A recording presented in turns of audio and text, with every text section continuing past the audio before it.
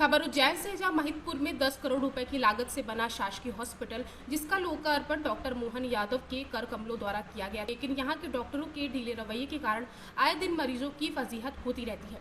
कारण यहां के डॉक्टरों का सुस्त रवैया है। यहां पर अधिकतर कैश में डॉक्टरों द्वारा मरीजों का प्राथमिक उपचार कर जिला अस्पताल रेफर कर दिया जाता है।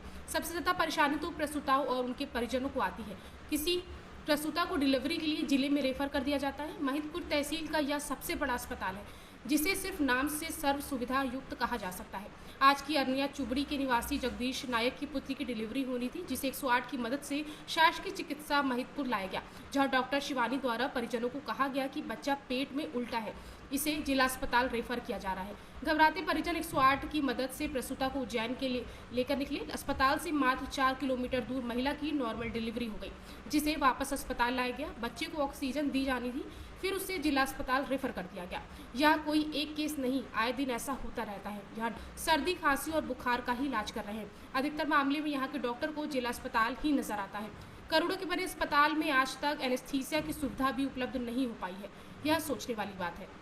अरे मेरे लड़के के साथ तो बहुत बुरा हुआ है। जैसे नॉर्मल डिलीवरी होने की थी तो रिफर कर दो उज्जैन का, ऑपरेशन होएगा। ऑपरेशन के बाद में वो टोल टैक्स पार भी हुआ तो डिलीवरी होने लगी। नॉर्मल डिलीवरी के कारण तो वापस रिटर्न आना पड़ा, तो गाड़ी के अंदर डिलीवरी हुई है। तो फिर अभी फिर बच्चा को नहीं तो फिर वो उज्जैन रिफर किया। अच्छा, टोल टैक्स महतपुर से कितनी दूर है? से तो महतपुर से अपने 4 किलोमीटर दूर पे ये डिलीवरी हो गई। और यहाँ के डॉक्टरों ने क्या बोला था आपको? उज्जैन बड़ा ऑपरेशन होएगा। अच्छा, कौन से डॉक्टर ने बोला था? ये कौन सा डॉक्टर नंबर है, मैडम ने बोला है कि उज्जैन ले जाओ, ऑपरेशन होएगा।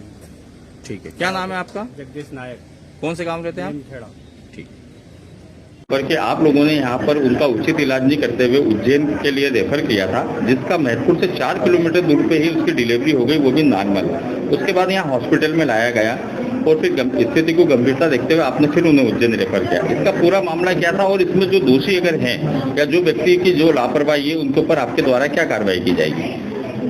मरीज हमारे पास सुबह 8-10 बजे आई थी, आज सुबह मॉर्निंग में, और बच्चा उल्टा था। बच्चे का पैर नीचे की तरफ था।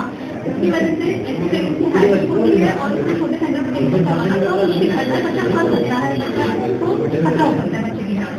ऐसी स्थिति में एक पेशेंट को सेक्शन ऑपरेशन के द्वारा डिलीवरी करवाई जा सकती है, तो हमारे सेंटर में अवेलेबल होगी, क्योंकि हमारे पास सुविधा नहीं है। इसलिए जैसे पेशेंट आई हमने उसको देखा और हमने उसको तुरंत रेफर किया। लेकिन रास्ते में मरीज के घर बढ़े और बच्चे का पैर बाहर आने लगा। बच्चे की डिलीवरी रास्ते में नहीं हुई, बच्चा तो जैसे पैर बाहर आने लगा होगा तो तुरंत एम्बुलेंस वापस हमारे अस्पताल में आई और डिलीवरी अस्पताल में ही हुई, अस्पताल में ही कराएगी। लेकिन बच्चे ऐसी स्थिति गंभीर रहती है, उनके बच्चे को निकालने में समस्या होती है, पहले बाहर आ रहा था। तो ऐसी स्थिति में बच्चे की थोड़ी सिस्टम कम चल रही थी, लेकिन बच्चे को तुरंत रिसब्सिटेट करके, मतलब बच्चे का इलाज करके उसको तुरंत रेफर किया, क्योंकि हमारे पास बेबी के लिए आईसीयू या इंक्यूबेशन की सुविधा उपलब्ध नहीं है, क्योंकि इसके लिए एनेस्थेसिस चाहिए होता है।